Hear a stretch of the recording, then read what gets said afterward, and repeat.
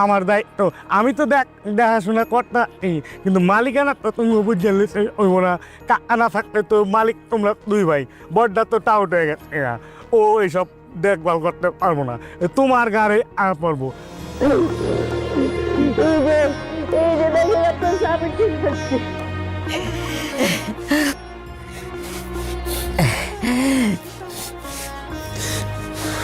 বাবা, আব্বা, মানে আবির তোমার phone call off, everything off, without any contact, মানে are you crazy Abir? Bro আমি আবির নো, তুমি লিসেন টু মি ফার্স্ট। মানে তোমার কোনো আইডিয়া আছে তুমি আমার সঙ্গে কি করেছো? আসসালামু আলাইকুম নাটক প্রেমী বন্ধুগো, কেমন আছো সবাই? আশা করি আল্লাহর রহমতে ভালোই আছো।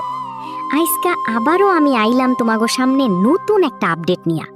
এটা আমাদেরই গল্প নাটকের 47 নাম্বার পর্ব নিয়ে একদম বিস্তারিত আলোচনা। তো ভিডিওটা শুরু করার আগে একখান ছোট্ট অনুরোধ, তুমি কই থেকে এই ভিডিওটা দেখতাছো এটা কিন্তু কমেন্টে জানাইবা। নোয়াখালী, সিলেট, বরিশাল, ঢাকা, খুলনা, রংপুর যেইখান থেকে দেখো লিখবা। আর বিদেশে থাকলে দেশটার নামও লিখবা। দেখি তো কোন জেলার মানুষ বেশি অ্যাক্টিভ। আর ভিডিওর মাঝখানে কয়েকজনের নামও ধরার চেষ্টা করুন, তাই দেরি না কইরা কমেন্ট কইরা ফেলো। তো বন্ধুগো, যারা 46 নাম্বার পর্ব পর্যন্ত নাটকটা দেখছো তারা নিশ্চয়ই বুঝতাছো গল্পটা এখন একেবারে টান টান জায়গায় গিয়া দাঁড়াইছে। 43 আর 44 নাম্বার পর্ব নিয়ে অনেকের মিক্সড রিয়াকশন আছিল, কিন্তু 45 আর 46 নাম্বার পর্ব আবার সেই আগের ইমোশন আর টেনশন ফিরাই আনছে। এখন সবার মাথায় একটাই প্রশ্ন, 47 নাম্বার পর্বে আসলে কি হইব? তো আগে একটু 46 নাম্বার পর্বটা মনে করি। এই পর্বটা ছিল একেবারে কষ্টে ভরা। শুরুতেই আমরা দেখা পাই ফাহাদের বাবা আনোয়ার সাহেব খুবই অসুস্থ অবস্থা, এমন দেখা মনে হয় যে কোনো সময় বড় কিছু হইয়া যাইতে পারে। এই জায়গায় দর্শক হিসেবে আমাদের মন একেবারে নরম হইয়া যায়। একটা সিনে আমরা দেখা পাই তিনি পুরান দিনের কথা মনে করতাছে, কিভাবে রাগের মাথায় নিজের ছেলারে মারছে, বাড়ি থেকে বাইর কইরা দিছে, এই সব মনে কইরা তার চোখ দিয়া পানি পড়তাছে। এই সিনটা কিন্তু সাধারণ না, এইখানে একটা বাবার অনুশোচনা দেখানো হয়েছে। আর এই জিনিসটা বাস্তব জীবনেও অনেক ঘটে, তাই এইটা মানুষের মনে লাগে বেশি।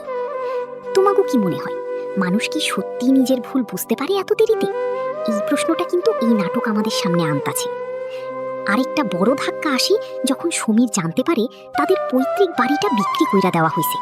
এই খবরটা শোনার পর তার মাথায় আকাশ ভাঙ্গা পড়ে, কারণ এইটা শুধু একটা বাড়ি না, এটা তাদের স্মৃতি, তাদের শিকড়।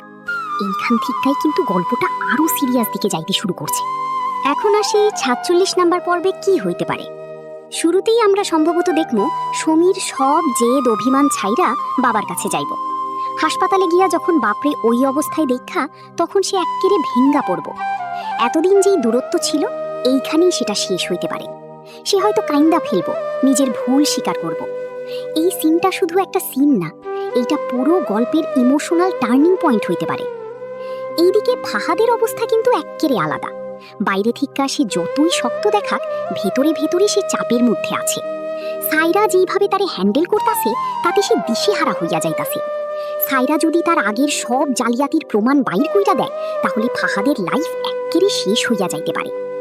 তো প্রশ্ন হইল, ফাহাদ কি সত্যিই বদলাইব, নাকি সে আগের মতোই থাকবে? এই জায়গায় মেহরিনের চরিত্র খুব গুরুত্বপূর্ণ হইয়া উঠব। এতদিন সে চুপ আছিল, কিন্তু এখন সে সামনে আইসা দাঁড়াইতে পারে। যখন সমীর আর ফাহাদ মুখোমুখি হইব, তখন দুইজনের মধ্যে বড় ধরনের ঝগড়া লাগতে পারে। সমীর রাগে ফাহাদের দিকে ঝাঁপাইয়া পড়তে পারে, কারণ তার মনে হইব ফাহাদের কারণেই এইসব হইছে। কিন্তু ঠিক এই সময়ে মেহরিন মাঝখানে দাঁড়াইয়া দুইজনরে থামাইতে পারে। সে কইতে পারে, এইটা ঝগড়ার সময় না, এখন বাপরে বাঁচানোর সময়। এই ডায়লগটা হইব একেবারে পাওয়ারফুল।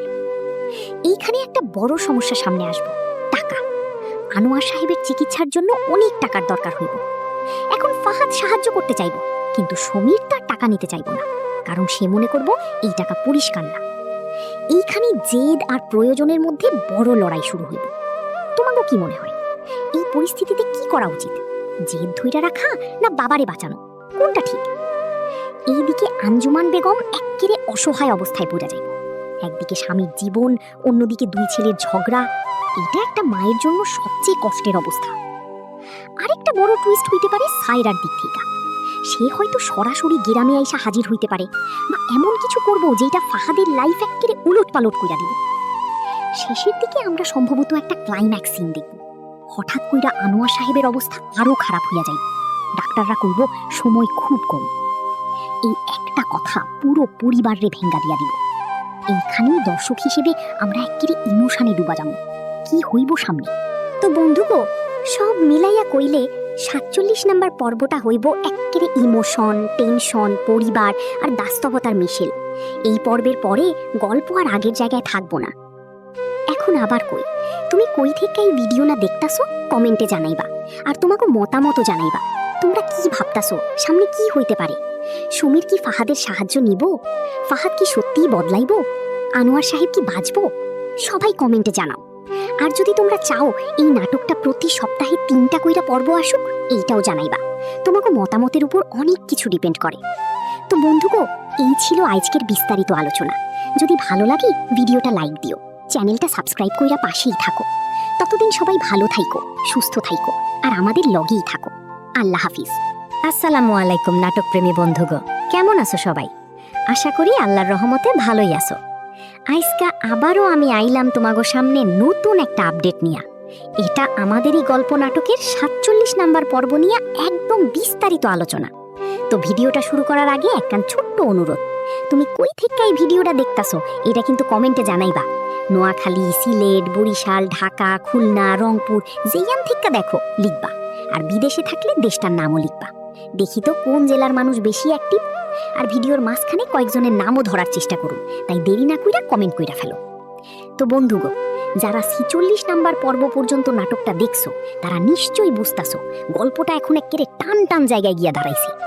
৪৩ আর ৪৪ নাম্বার পর্ব নিয়ে অনেকের মিক্সড রিয়াকশন আসিল, কিন্তু ৪৫ আর ৪৬ নাম্বার পর্ব আবার সেই আগের ইমোশন আর টেনশন ফিরাই আনছে। এখন সবার মাথায় একটাই প্রশ্ন, ৪৭ নাম্বার পর্বে আসলে কি হইল? তো আগে একটু ৪৬ নাম্বার পর্বটা মনে করি। এই পর্বটা ছিল একেবারে কষ্টে ভরা। শুরুতেই আমরা দেখা পাই ফাহাদের বাবা আনোয়ার সাহেব খুবই অসুস্থ। অবস্থা এমন দেখা মনে হয় যে কোনো সময় বড় কিছু হইয়া যাইতে পারে। এই জায়গায় দর্শক হিসেবে আমাদের মন একেবারে নরম হইয়া যায়। একটা সিনে আমরা দেখা পাই তিনি পুরান দিনের কথা মনে করতাছে, কিভাবে রাগের মাথায় নিজের ছেলারে মারছে, বাড়ি থেকে বাইর কইরা দিছে।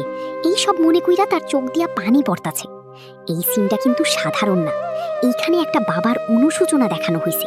আর এই জিনিসটা বাস্তব জীবনেও অনেক ঘটে, তাই এইটা মানুষের মনে লাগে বেশি। তোমাকে কি মনে হয়, মানুষ কি সত্যি নিজের ভুল বুঝতে পারে এত দেরিতে? এই প্রশ্নটা কিন্তু এই নাটক আমাদের সামনে আনতাছে। আরেকটা বড় ধাক্কা আসে যখন সমীর জানতে পারে তাদের পৈতৃক বাড়িটা বিক্রি কইরা দেওয়া হয়েছে।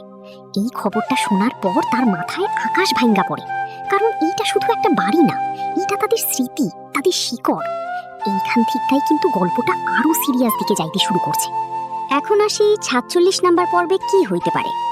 শুরুতেই আমরা সম্ভবত দেখমু সমীর সব জেদ অভিমান ছাইরা বাবার কাছে যাইব।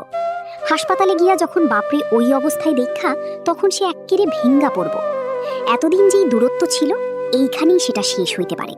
সে হয়তো কাইন্দা ফেলব, নিজের ভুল স্বীকার করব। এই সিনটা শুধু একটা সিন না, এইটা পুরো গল্পের ইমোশনাল টার্নিং পয়েন্ট হইতে পারে। এইদিকে ফাহাদের অবস্থা কিন্তু এক্কেরে আলাদা। বাইরে থেকে সে যতই শক্ত দেখাক, ভেতরে ভেতরে সে চাপের মধ্যে আছে। সাইরা যেইভাবে তারে হ্যান্ডেল করতাছে তাতে সে দিশেহারা হইয়া যাইতাছে। সাইরা যদি তার আগের সব জালিয়াতির প্রমাণ বাইর কইরা দেয়, তাহলে ফাহাদের লাইফ এক্কেরে শেষ হইয়া যাইতে পারে। তো প্রশ্ন হইল, ফাহাদ কি সত্যিই বদলাইব নাকি সে আগের মতোই থাকবে? এই জায়গায় মেহরিনের চরিত্র খুব গুরুত্বপূর্ণ হইয়া উঠব। এতদিন সে চুপ আছিল, কিন্তু এখন সে সামনে আইসা দাঁড়াইতে পারে। যখন সমীর আর ফাহাদ মুখোমুখি হইব, তখন দুইজনের মধ্যে বড় ধরনের ঝগড়া লাগতে পারে।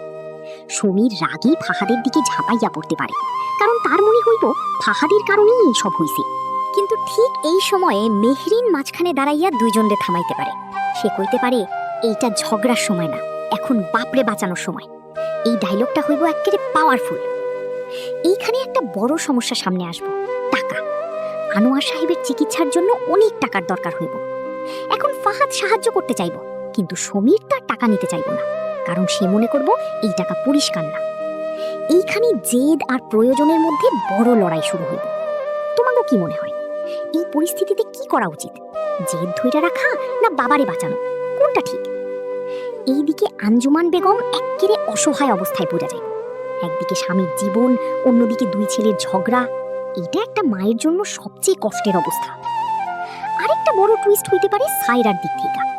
সে হয়তো সরাসরি গ্রামে আইসা হাজির হইতে পারে, বা এমন কিছু করব যেটা ফাহাদের লাইফ একেবারে উলটপালট কইরা দিব।